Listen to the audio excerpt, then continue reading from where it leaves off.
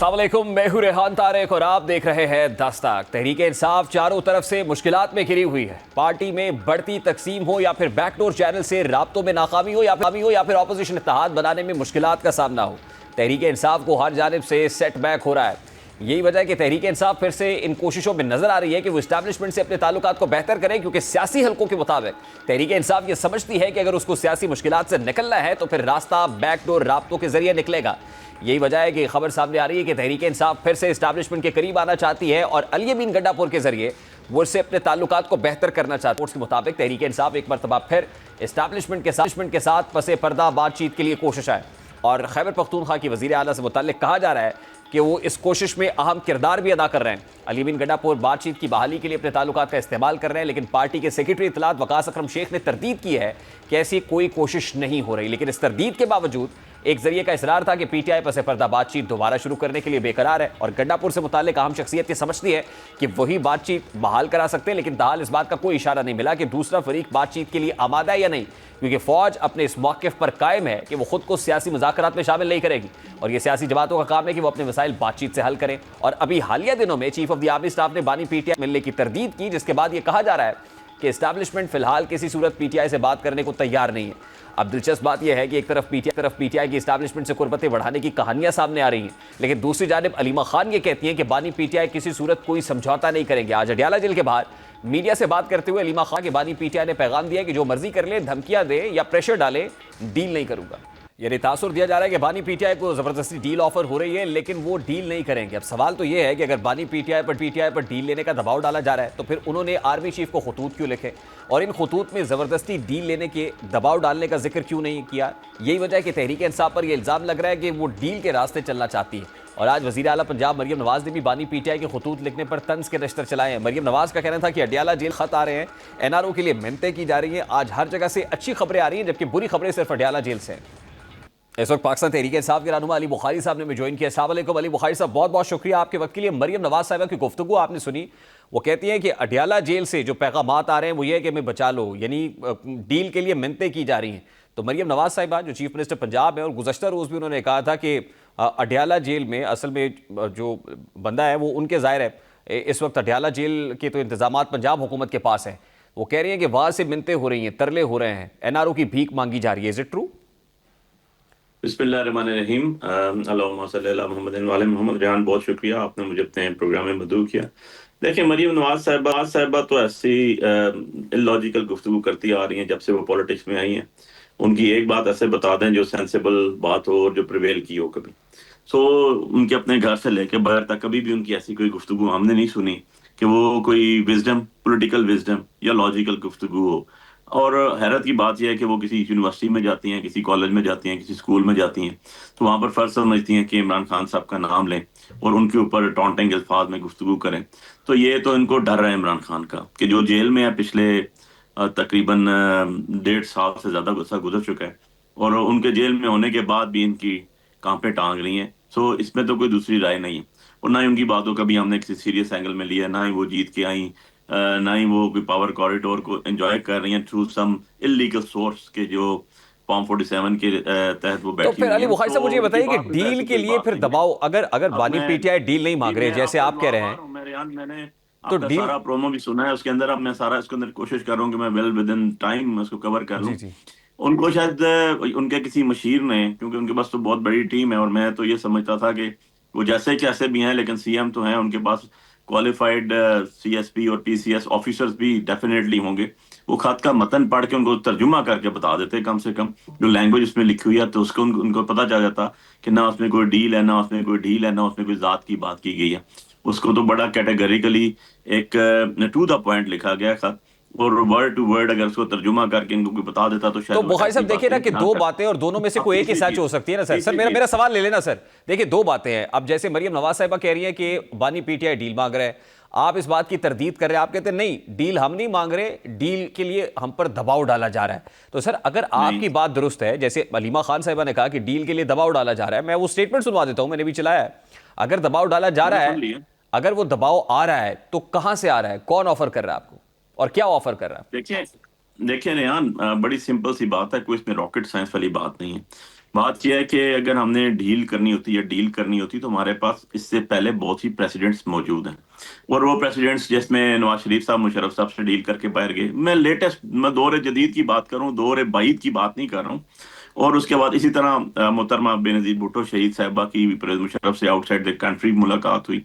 सो बहुत से एलिमेंट्स ऐसे आए जो आपको पता चलते हैं कि डील और डील किसे कहते हैं। और लेटेस्ट अगर बता दूं तो 50 रुपए के स्टाम्प पेपर पे मियां नवाज शरीफ साहब 4 हफ्तों के लिए बाहर गए थे आपने भेजा ट्रीटमेंट क्या? कराने के लिए, 4 साल लगा के आए, और 4 साल लगा के आए। आपने सो बात यह है कि हम आपने तो ना अपनी डील हुकूमत में वाले हैं रास्ता दिया था ना ना सर हम। उनको? नहीं नहीं नहीं नहीं नहीं, आप थोड़ा सा इसको सही कर लें। हमने हुकूमत से रास्ता नहीं दिया था। 50 रुपए का स्टैम्प पेपर शहबाज शरीफ जो मौजूदा फॉर्म 47 के वजीर आजम है, इन्होंने हाई कोर्ट के अंदर सबमिट कराया था, शोर्टिस दी थी। सर ये 50 रुपए के स्टैम्प पेपर से दिया गया उसको। फेडरल कैबिनेट की गवर्नमेंट ने गारंटी नहीं के कहा। बगैर या उनके ग्रीन नहीं सिग्नल के बगैर तो नहीं नहीं गए। नहीं, खैर ये बिल्कुल भी मेरा गारंटी। खैर सर ये मेरा देखिए मौजूद मैं बहस नहीं है। मैं तो आपको आपसे ये मिस कर पूछ रहा दिया हूँ ना, सर अब कि आपने अगर कोई प्रेशर डाल रहा है तो कौन डाल रहा है सर, मुझे बता दें। देखिए आपने सवाल अगर कर दिया ना, उसका जवाब भी सुन लें। तो बात यह है कि वो हमने नहीं किया था, वो पंजाब हाई कोर्ट का ऑर्डर था और इस्लामाबाद हाई कोर्ट का ऑर्डर था, जिसमें इनके अपने अपने इनके जो हैं वो आए थे, डॉक्टर्स आए थे और उन्होंने रिपोर्ट सबमिट की थी, नवाज शरीफ साहब के तो अपने सर डॉक्टर्स। एग्जिट कंट्रोल उसके लिस्ट से बाद नाम उसकी किसने बेसिस के निकाला बाद था? बाकी चीजें चली, एग्जिट उसकी कंट्रोल चीजों के बाद बाकी चली। एग्जिट कंट्रोल लिस्ट से नाम किसने निकाला था नवाज शरीफ साहब? एग्जिट कंट्रोल लिस्ट में जब हाईकोर्ट ऑर्डर कर देती है तो आपको निकालना पड़ता है भाई। अभी भी सर जो 9 मई के बाद बहुत से लोगों के नाम थे, सारे हाईकोर्ट के ऑर्डर्स पे निकले हुए हैं। चेक कर लें कि डोगर साहब जो कैसे गए उम्रे के ऊपर। फेडरल कैबिनेट देख का लेना, डिसीजन मैं होता है आपको ना सर, एग्जांपल दे रहा हूँ। वो फेडरल कैबिनेट का जो डिसीजन होता है जो वजीर आजम की सदारत में लिया, वो कहीं पे चैलेंज नहीं हो सकता, वो डिसीजन हतमी है सर। अगर आपकी बात मैं दुरुस्त मान लूं तो फिर खान साहब को जो भी सजा दी गई है वो कैसे हुई है, मुझे ये बता दें। जो कॉदर ट्रस्ट में सजा हुई है, कैबिनेट ने की हुई थी ना वो। जी किसको ये किसने सवाल चैलेंज किया, ये किसने अनडू सवाल किया? तो ये आपका जवाब, आपके सवाल का अपना मैं जवाब जवाब ले कानून अब सबके इसका लिए। जवाब देना ना देखें सर। रेहान, सर देखें 26 रेहान, देखिए जो आपने बात की है सर 26 कॉन्स्टिट्यूशनल अमेंडमेंट के अंदर ये प्रोटेक्शन भी कैबिनेट को दे दी गई है। मैं तो आपकी लीगल टीम से बार बार ये इससे पूछता पहले भी हूं, थी। इससे पहले भी तो मैं आपसे आपकी कह रहा लीगल हूं। टीम से पूछता हूं कि ये बात आप कोर्ट में जाके क्यों नहीं करते कि आपके पास यही तो है प्रोविजन मौजूद है। कोर्ट को ये कही गई है, कोर्ट को एप्लीकेशन दी गई थी 265 के, जिसको सीआरपीसी के तहत कहते हैं, इक्विटल के लिए उन्होंने डिसमिस की और उसको नहीं माना। सो बात यह है कि आपकी बात बिल्कुल ठीक है और आप ही के आर्गूमेंट्स मैंने बोरो किए हैं, मैंने अपने पास से नहीं किए क्योंकि मैं खुद लीगल टीम का हिस्सा भी हूं। सो बात यह है कि वहां से अंडू किया गया। सो बात यह है कि हम तो रूल ऑफ लॉ की बात करते हैं रेहान, सबके लिए एक कानून की। अब जो आपका सवाल था, जो आपका पेटेंट क्वेश्चन था, वो था कि जी दबाव डाला जा रहा है, ढील है, खत लिखा जा रहा है। खत को तो मैंने बता दिया कि मुहतरमा ने पढ़ा ही नहीं है खत, या उन्होंने समझा ही नहीं है खत, या उन्होंने ट्रांसलेट नहीं करके किसी ने उनको बताया और उन्होंने खत इस तरह लिख दिया जिस तरह मियां नवाज शरीफ साहब एग्रीमेंट करके मुशर्रफ साहब से 10 साल के लिए गए थे। It's not like that. उसके अंदर आज भी वही दो चीजें हैं। खत के अगर मतन पढ़ लें आप, तो जो हमने जब नेगोशिएशन टेबल पे बैठे थे और नेगोशिएशन टेबल पे बात हो रही थी, तो उसके अंदर भी यही था कि 26 नवंबर एंड 9 मई जुडिशियल कमीशन, ठीक है, वही चीजें रिपीटेडली उसके अंदर आ चुकी हैं। नहीं बहुत सर मेरा सवाल ये नहीं सर, मैं सवाल जरा रिफ्रेश कर लेता हूं। मैं सर सवाल अपना रिफ्रेश कर देता हूं। मैं आपसे पूछ रहा हूं कि अलीमा खान साहब ने ये कहा कि बकौल खान साहब इस वक्त डील के लिए उन पर प्रेशर डाला जा रहा है। मैं तो ये पूछ रहा हूं कि डील के लिए क्या दबाव है और कौन दबाव डाल रहा है? देखिए मैं तो लास्ट सैटरडे को खान साहब को मिल गया जब ये 9 मई की प्रोसीडिंग्स चल रही थी, तो 15 तारीख को। सो बात यह है कि तब तक तो मेरे नॉलेज में कोई नहीं, तो अगर अलीमा आपा ने कोई बात किया तो उन्हीं को पता होगा, वही बताएंगे। अच्छा आप अगर ये दबाव था सर, अगर ये दबाव है, ठीक, देखिए मैं कोई बहुत दूर की बात तो नहीं बता रहा हूँ। सैटरडे आज 18 है, 15 को मैं खान साहब को मिल के आया हूँ। मैं उससे आगे की बात करता हूँ ना सर। मैं ये कह रहा हूँ कि अगर अलीमा खान साहब जो आज मिली है और उन्होंने ये कहा कि खान साहब कह रहे हैं कि दबाव डाला जा रहा है कि डील ले लें, ये बातें 3 खतूत लिखे गए chief of the army staff के नाम, किसी एक खत में बयान कर देते कि जी प्रेशर डाला जा रहा है हम पे।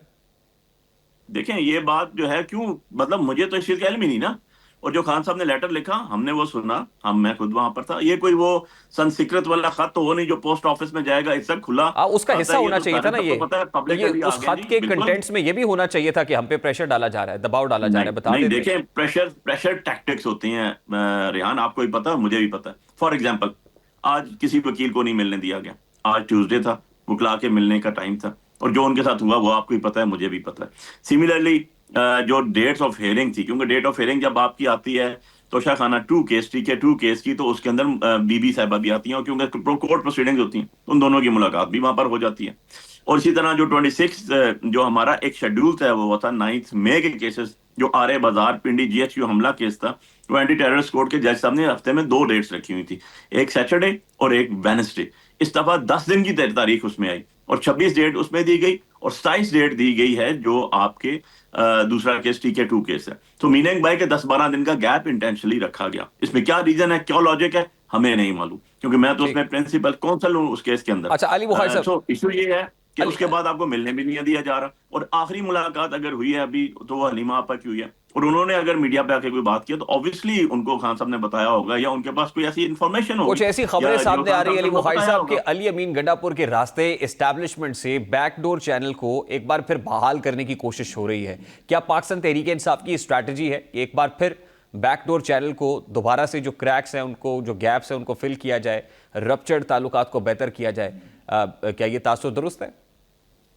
देखें रियान, हम तो पॉलिटिकल पार्टी है ना, पॉलिटिकल पार्टी के काम लड़ना तो नहीं होता, हम तो नेगोशिएशन पे बिलीव करते हैं, और हम कोई इनडोर नेगोशिएशन की बात भी करते हैं, आउटडोर नेगोशिएशन की बात करते हैं। बैक डोर का तो कॉन्सेप्ट हमारे पास है ही नहीं। अगर बैक डोर का कॉन्सेप्ट होता तो इमरान खान साहब आज 570 दिन से ज्यादा लोग जेल में ना होते, उनकी बीवी 10.5 महीने जेल काट के ना आ चुकी होती है वापस, फिर दोबारा जेल में सर ना होती, प्रिंसिपली आई उनकी एग्री बहनें विद धक्के योर ना खा स्टांस, रही होती। प्रिंसिपली आई ऐसा एग्री चीज विद कभी भी दिस। नहीं हुई, ऐसी पार्लियामेंट्री चीज कभी भी नहीं पॉलिटिक्स हुई। और पार्लियामेंट्री डेमोक्रेसी के अंदर बिल्कुल चीजें बातचीत के जरिए होती हैं और पार्लियामेंट के अंदर होती हैं, लेकिन मैं आपका आर्गुमेंट गोलियां नहीं मारी जाती रियान। आर्गुमेंट बाय करता ना सर कि जिस वक्त हुकूमती मुज़ाकराती टीम के साथ आप मुज़ाकरात का बायकॉट करके बाहर ना आते, क्या करते? जिस वक्त नहीं, असद क्या कैसर करते? साहब मुझे स्पीकर आप बता कौमी दें। असम्बली के साथ बिल्कुल दरवाजे क्लोज ना कर देते, तो मैं मान लेता कि पाकिस्तान रियान तहरीक ऐसी इंसाफ बात नहीं है, पार्लियामेंट्री डेमोक्रेसी रियान पे ऐसी यकीन बात रखती नहीं है। है। देखें ऐसी बात नहीं है, आप दो चीजों को इंटरलिंक कर रहे हैं। उसके अंदर अगर हमारे पे कोई बाइंडिंग्स है, या हम अपने आप को इस चीज का समझते हैं कि जी नेगोशिएशन होनी चाहिए, तो हुकूमत पे भी फर्ज है।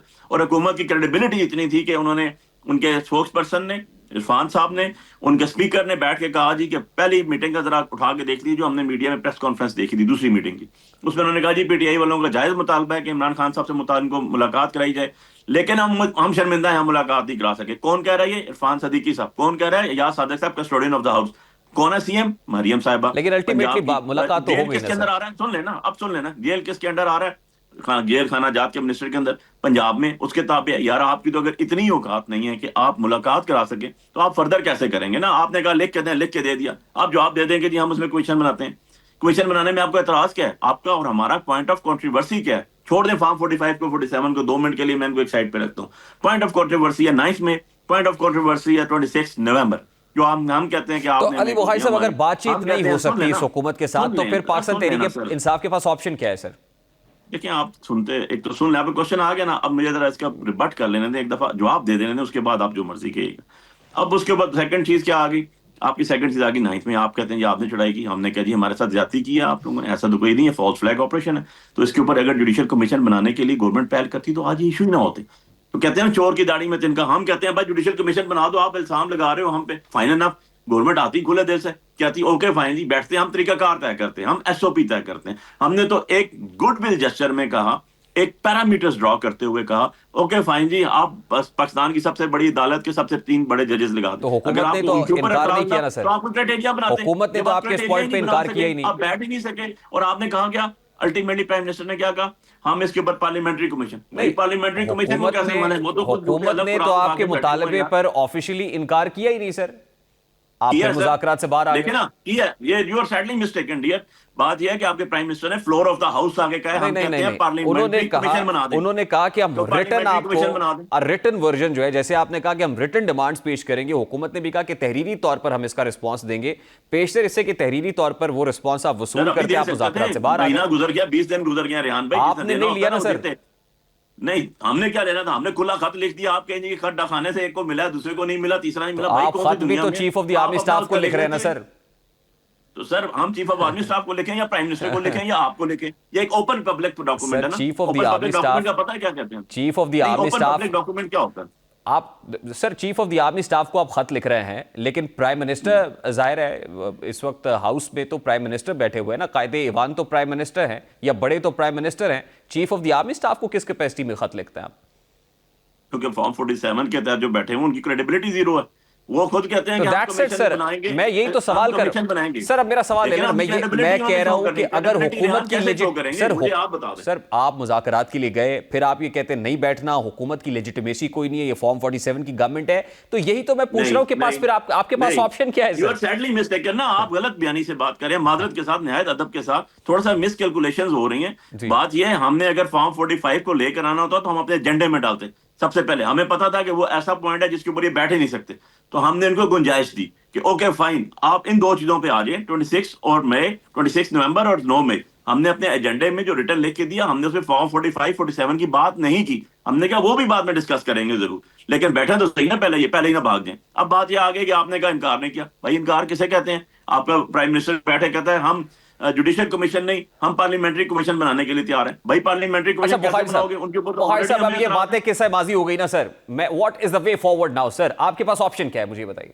देखिए हमारे पास तो हर तरह का ऑप्शन मौजूद है भाई। हमें तो मारा गया, हमारी इज्जतें पामाल की गई, हमारा मैंडेट छीना गया, हमें गोलियां मारी गई, हम फिर आ जाएंगे फिर मार लेना यार। हमारे पास तो खोने के लिए है ही कुछ नहीं ना। क्या मार्च We have करेंगे nothing to lose, Islamabad no। पे चढ़ाई हमारे करेंगे? पास तो आपने देखिए, कहा हमारे पास तो आपने कहा देखिए, ग्रैंड मेरी बात ऑपोजिशन अलायंस बनाएंगे। मैं जरा फैसल देखिए, बॉर्डर साहब का स्टेटमेंट आपको सुनवाना नहीं, चाहता हूं। आप ग्रैंड जरा- ऑपोजिशन अलायंस का नतीजा क्या निकल रहा है, जरा देखें। सुनिए सुनिए, उसके बाद रिस्पॉन्ड कर दीजिएगा सर। जरा फैसल बॉर्डर साहब को सुनिए, चाहिए पुलिस साहब जी।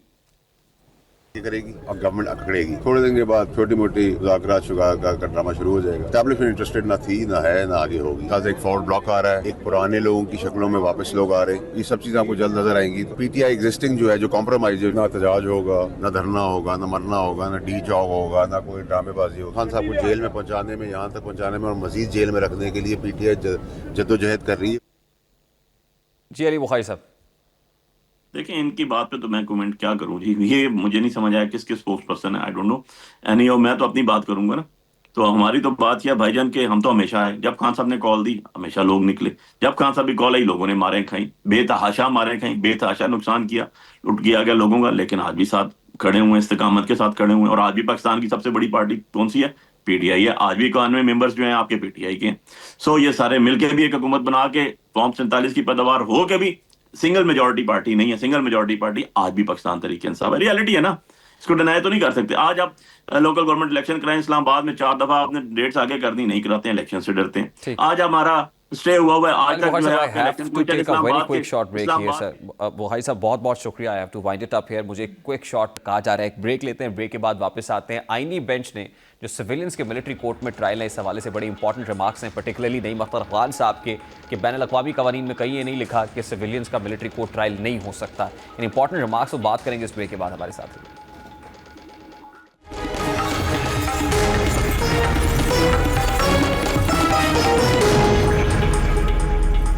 सिविलियंस के मिलिट्री ट्रायल के खिलाफ केस आईनी बेंच सुन रहा है। ये केस पीटीआई के लिए अहमियत का हामिल है क्योंकि आईनी बेंच ने के फैसले पर पीटीआई का मुस्तकबिल तय होगा। 9 मई पर कुछ मुल्जिमान का मिलिट्री ट्रायल हुआ है। अगर अदालत मिलिट्री ट्रायल को कलअदम करार देती है तो यकीनी तौर पर तहरीक इंसाफ के लिए यह साय ऑफ रिलीफ होगा। लेकिन अगर आईनी बेंच इस केस में मिलिट्री ट्रायल की हिमायत में फैसला देती है तो फिर ये पीटीआई के लिए बड़ा सेटबैक होगा। अब तक सिविलियंस के मिलिट्री ट्रायल के खिलाफ केस की समाअतों को देखकर ऐसा लग रहा है कि अभी इस केस में कोई भी हतमी राय नहीं दी जा सकती। बहरहाल हतमी फैसला तो आईनी बेंच ने करना है। आज भी इसकी अहम समाअत हुई जिसमें सिविलियंस के मिलिट्री ट्रायल के हवाले से बैनुल अक़वामी कवानीन के हवाले दिए गए और जज साहिबान और सलमान अकरम राजा में इस पर बड़ी तफसील से बहस हुई। आज सुप्रीम कोर्ट में फौजी अदालतों में सिविलियंस के मिलिट्री ट्रायल के खिलाफ इंट्रा कोर्ट अपीलों पर समाअत के दौरान वकील सलमान अकरम राजा ने अपने दलाइल का सिलसिला जारी रखते हुए कहा कि सिविलियंस का कोर्ट मार्शल शफाफ ट्रायल के बैनुल अक़वामी तकाज़ों के भी खिलाफ है। बैनुल अक़वामी तकाज़ा है कि ट्रायल खुली अदालत में आज़ादाना और शफाफ होना चाहिए। बैनुल अक़वामी कवानीन के मुताबिक ट्रायल के फैसले पब्लिक होने चाहिए। दुनिया भर के मिलिट्री ट्राइब्यूनल्स के फैसलों के खिलाफ अपीलें अदालतों में जाती हैं।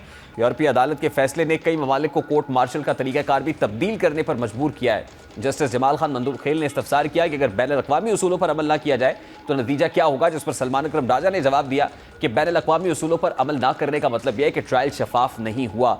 जस्टिस जमाल मंदूखेल ने सवाल उठाया कि कोई मुल्क अगर बैनुल अक़वामी उसूलों की खिलाफ वर्जी का मुर्तकिब हो तो क्या होगा।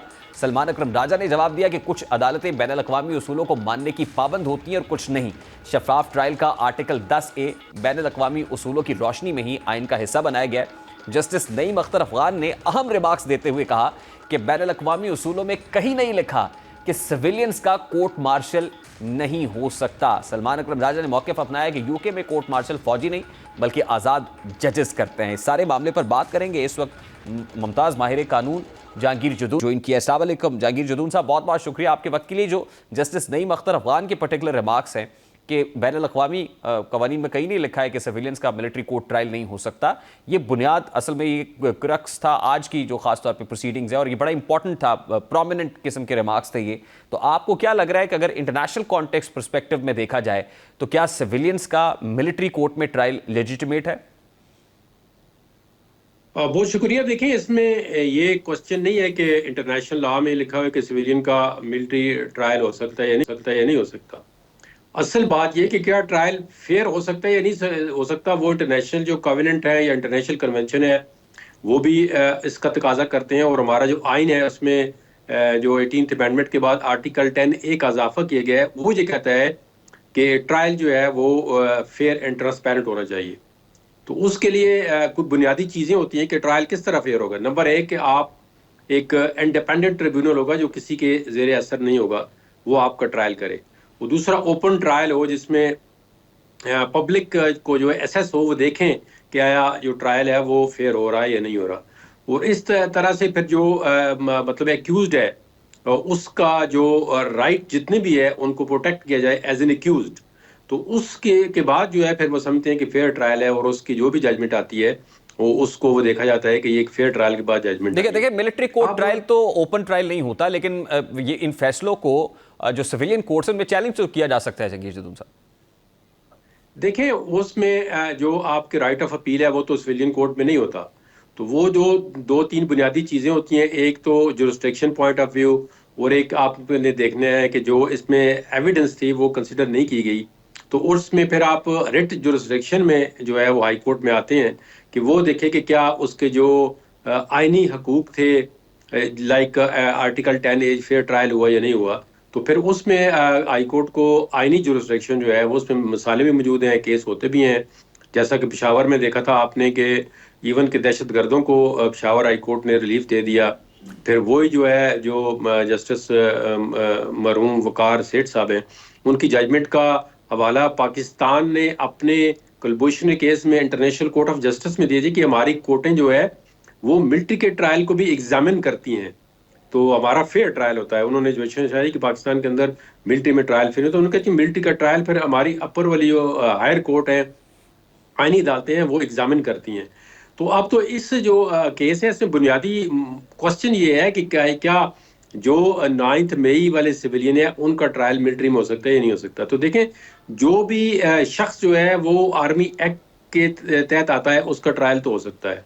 अब इसमें इशू ये है कि क्या जो 9 मई वाले लोग हैं ये एज ए सिविलियन वर्कर हैं, क्या इन्होंने कितनी वायलेंस की है, कोई टेररिज्म का एक्ट, जो भी आप देखें ना, हर बंदे का अपना अपना रोल है। इसी 9 मई वाले कई केसों में उन्होंने ट्रायल जो एंटी टेररिस्ट कोर्ट को भेज दिए और कई केसों को मिलिट्री। अब आपने किस तरह बाइफरकेट किया है कि ये वाला केस जो है वो एंटी टेररिज्म कोर्ट में जाएगा और ये वाला मिलिट्री में ट्रायल होगा। Who has decided this? ये बड़ा इसमें मूड क्वेश्चन है कि किस तरह आपने ये डिसाइड किया है। Who is the deciding authority कि ये वाला केस जो है मिलिट्री में जाएगा और ये वाला जो सिविल एंटी टेररिज्म कोर्ट है उसमें जाएगा।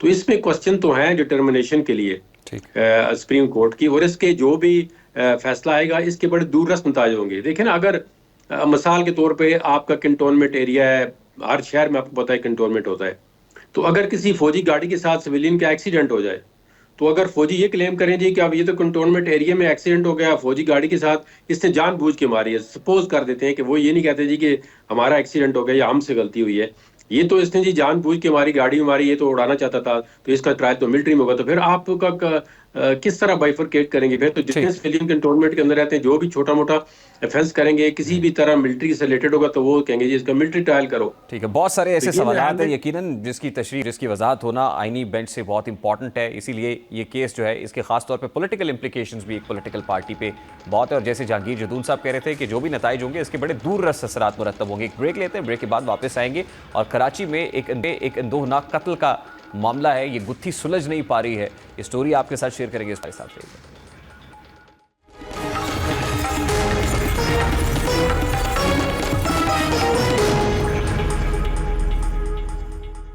ताकत और दौलत के नशे में चूर होकर जान लेने का सिलसिला नया नहीं है। ऐसे कई केसेस माजी में भी मंजर आम पर आ चुके हैं जिसमें मुजरमान ने अपनी ताकत का नाजायज इस्तेमाल करते हुए मजलूमों का नाहक खून बहाया है।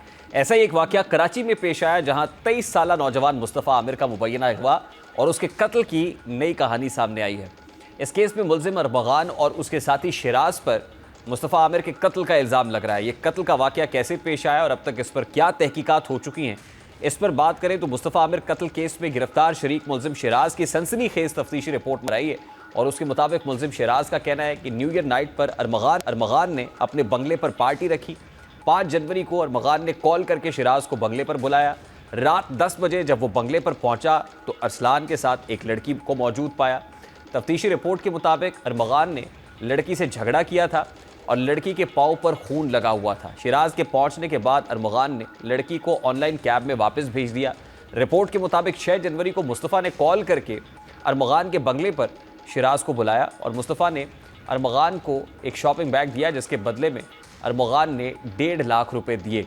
कुछ देर बाद अरमगान ने मुस्तफ़ा को गालियां देने के बाद स्याह रंग के डंडे से मारना शुरू किया। अरमगान ने इसके सर और घुटनों पर मारा, जिसके बायस उसका खून बहना शुरू हो गया। तफ्तीशी रिपोर्ट के मुताबिक अरमगान ने फिर एक राइफल उठाई, दीवार पर 2 फायर किए। धमकाने के बाद मुस्तफ़ा को उसी गाड़ी में डाल दिया और बादशाह बलूचिस्तान ले जाकर उसको गाड़ी समेत जला दिया। तफ्तीश के मुताबिक मुस्तफ़ा पर शदीद तशद्दुद के बाद उसको उसकी गाड़ी की डिग्गी में डालकर बलूचिस्तान के इलाके हब में मिरीजी थाने के करीब ले जाया गया, जहां गाड़ी समेत उसे आग लगा दी गई। और पुलिस ने जो तफ्तीश की उसके मुताबिक सीआईए पुलिस ने गाड़ी को हब ले जाने के रास्ते की सीसीटीवी फुटेज हासिल की, जिसमें गाड़ी की शिनाख्त हुई और बलूचिस्तान पुलिस ने लाश को ईदी के हवाले किया था, जिन्होंने लाश को लावारिस समझकर दफना दिया। पहले खबर आई कि सर लैदा था, इसको ईदी ने दफनाया। अब खबर कुशाई की बात हो रही है, दोबारा पोस्टमार्टम की बात हो रही है। जो मकतूल की वालिदा है वजीहा आमिर, वो क्या कहती है, ज़रा उसकी एक झलक आपके सामने रखते हैं। इस वक्त कराची से हमारे रिपोर्टर सलमान सलीम हमारे साथ मौजूद है। अस्सलाम वालेकुम सलमान, बहुत बहुत शुक्रिया आपके वक्त के लिए। ये बड़ा ही अंदोनाक वाक़या है, बहुत ही दर्दनाक किस्म की स्टोरी है। 23 साला लड़के को जिस बहीमाना अंदाज के अंदर तशद्दुद करके कत्ल किया गया है, बहुत अनफॉर्चुनेट है। लेकिन अब तक पुलिस ठीक तरीके से तहकीकात या तो कर नहीं पाई है या चीज़ों को मैनिपुलेट किया जा रहा है। अब पता चला है दोबारा से पोस्टमार्टम और तहकीकात। अब तक क्या हुआ है और इस हवाले से जो प्रोसिक्यूशन है, जो ख़ास तौर पे, वो इतनी सुस्त क्यों है अभी तक? इस पे तहकीकात उतनी तेज़ रफ्तारी से क्यों नहीं हो पाई हैं? बहुत शुक्रिया। देखें, ये एक ऐसा कराची का वाक़या है जिसने तमाम लोगों के दिल दहला दिए हैं। मुस्तफ़ा, अरमगान, शिराज, ये 3 दोस्त हैं और तीनों बताया जा रहा है कि काफ़ी अरसे से आपस में दोस्त हैं। और 6 जनवरी को एक मुकदमा दर्ज होता है दरख्शा थाने के अंदर, जिसमें ये बताया जाता है कि मुस्तफ़ा आमिर नामी नौजवान, जिसकी उम्र 23 साल है, वो लापता है। उसके बाद जो है वो पुलिस की जानिब से सुस्त रवैया का जो है वो केस शिकार देखा जाता है। और उसके बाद जब उसके वालिदैन को तवान की कॉल मौसूल होती है, तब ये केस ऑटोमेटिकली ट्रांसफ़र हो जाता है एंटी वायलेंट क्राइम सेल में, जहाँ पर जो है वो इस पूरे केस की तफ्तीश को आगे बढ़ाया जाता है। इसी के साथ साथ CPLC भी अपना किरदार अदा करती है और एक डिफेंस में खैबान मोमिन में कायम एक बंगले के ऊपर छापा मारती है, जहाँ पर उसको पुलिस को मुज़ाहमत का सामना करना पड़ता है। फायरिंग से DSP भी ज़ख्मी होते हैं, उनके गनमैन भी ज़ख्मी होते हैं। और जब पुलिस की जानिब से कार्रवाई की जाती है तो एक मुल्ज़िम जिसका नाम अरमगान है वो गिरफ़्तार होता है। और अरमगान जब गिरफ़्तार होता है तो उसके कब्ज़े से भारी मिक़दार में असलहा बरामद होता है, गोलियां बरामद होती हैं, कैश बरामद होता है। इसी के साथ साथ लैपटॉप्स भी बरामद होते हैं। पुलिस जो है वो काफ़ी बौखलाहट का शिकार थी कि आखिर ये बंगले में हो क्या रहा था। जब तफ्तीश को आगे बढ़ाया गया तो पता चला कि बंगले के अंदर एक सॉफ्टवेयर हाउस कायम था और वहाँ से जो है वो काम किया जा रहा था। साथ ही जो अरमगान है ये मंशियात का सप्लायर भी बताया जा रहा था, मंशियात का डीलर भी बताया जा रहा था। जब पुलिस ने तफ्तीश मज़ीद आगे की तो अरमगान ने पुलिस को ये बयान रिकॉर्ड करवाया कि उसने मुस्तफ़ा आमिर को कत्ल कर दिया है और कत्ल करने के बाद उसकी लाश को मलीर में किसी मुकाम के ऊपर फेंक दिया है। पुलिस की जानिब से मलीर के मुख्तलिफ मुकामात की सर्चिंग जो है वो की जाती है, लेकिन सर्चिंग में भी कोई चीज़ सामने नहीं आती। उसके बाद मुल्ज़िम शिराज जो कि तीसरा सस्पेक्ट था इस केस का, उसको जो है वो गिरफ़्तार किया जाता है और पुलिस जो है वो उससे उगलवाने में कामयाब होती है कि मुस्तफ़ा आमिर की लाश हब चौकी के करीब एक मुकाम के ऊपर जो है वो मौजूद है और उसकी गाड़ी भी उसी मुकाम के ऊपर मौजूद है। जब हब पुलिस से रब्ता किया जाता है तो हब पुलिस ये बताती है कि बिल्कुल इस तरह का एक वाक़या हमारे सामने आया है। एक मार्क X गाड़ी है जो कि जली हुई हालत में है और उसमें से एक शख्स की लाश बरामद हुई है जो कि जली हुई है, जिसकी पहचान नहीं हो पा रही। तमाम ईदी रेस्क्यू के ज़रिए उसको जो है वो दफना दिया जाता है और उसके बाद तहकीकात मज़ीद आगे बढ़ती हैं और उस गाड़ी को फॉरेंसिक के लिए भेजा जाता है। ताहम आज जुडिशल जो मजिस्ट्रेट है उनकी जानिब से 3 रोज़ा रिमांड भी जो है वो मिल गया है अरमगान का पुलिस को। ताहम पुलिस की जानिब से जो है वो तहकीकात अच्छा सलमान, मुझे बताएं कि वजह तनाज़ा, बुनियादी तौर पर वजह तनाज़ा क्या बताई जा रही है? वो एक लड़की भी इस सारी स्टोरी का किरदार है, वो कहाँ है? क्या उससे भी कोई पूछगछ हुई है? देखिए, हमारे जो AVCC के ज़राए हैं जो इस पूरे वाक़े को देख रहे हैं, उनकी जानिब से ये बताया गया है कि जो लड़की है वो इस वक्त मुल्क में मौजूद नहीं है। और दूसरी जानिब ये भी बताया जा रहा है कि तनाज़ा जो है वो लेन देन का भी है, पैसों के भी मामलात हैं, क्योंकि मुस्तफ़ा आमिर की अगर हम बात करें तो उसके ऊपर भी 2019 या 20 में एक मुकदमा दर्ज हुआ था जो कि मंशियात एक्ट के ख़िलाफ़ हुआ था और मुस्तफ़ा आमिर उसके अंदर जो है वो उनको जेल भी भेजा गया था, जिसके बाद केस जो है वो ख़त्म हुआ था और मुस्तफ़ा आमिर को जो है वो रिहाई मिली थी। ये पूरा केस अगर हम लोग इसको एक नज़रिए से देखें तो ये मंशियात का केस भी है, लड़की का केस भी है। अभी पुलिस ये गुत्थी सुलझाने में जो है वो कामयाब नहीं हुई है कि आखिर मुस्तफ़ा आमिर का मर्डर किया क्यों। अरमगान जो है वो अपने बयानात बदल रहा था और मुख्तलिफ बयानात उसके सामने आ रहे थे। पहले उसने जो है वो बोला कि पैसों की लेन देन के ऊपर जो है वो कत्ल किया है, लेकिन फिर उसने बोला कि एक लड़की का मैटर है, लड़की के ऊपर जो है वो कत्ल किया है, लेकिन अभी तक वो लड़की जो है वो सामने नहीं आई है। लड़की सामने आने के बाद मजीद चीज़ें जो है वो सामने आ सकेंगी। वाकई इस पूरी स्टोरी की तहकीकात जो है वो जारी हैं और पुलिस की जानिब से भी कोशिश की जा रही है कि इस गुत्थी को जल्द अज जल्द सुलझाया जाए। बहुत शुक्रिया सलमान सलीम मौजूद थे। वजह तनाज़ा अभी भी सामने नहीं आ रही। पता चल रहा है कि मंशियात फरोशी पे जो मकतूल है उस पर भी मुकदमा हुआ था, वो भी पहले जेल गया था। अरमगान जो है उसके बारे में ये सामने आ रही कि वो मंशियात की भारी मिकदार उससे बरामद हुई, असलहे की जो बड़ी मिकदार है वो भी उससे जो है तादाद में वो बरामद हुआ है। बारकैफ अब यकीनन ये तहकीकात आगे बढ़ेंगी। कबर कुशाई के ऑर्डर्स आज कोर्ट से हुए हैं, तो फिर देखते हैं कि क्या बात सामने आती है। ब्रेक लेते हैं, ब्रेक के बाद वापस आएंगे, गुफ्तगू को कंटिन्यू करेंगे। हमारे साथ रहेगी।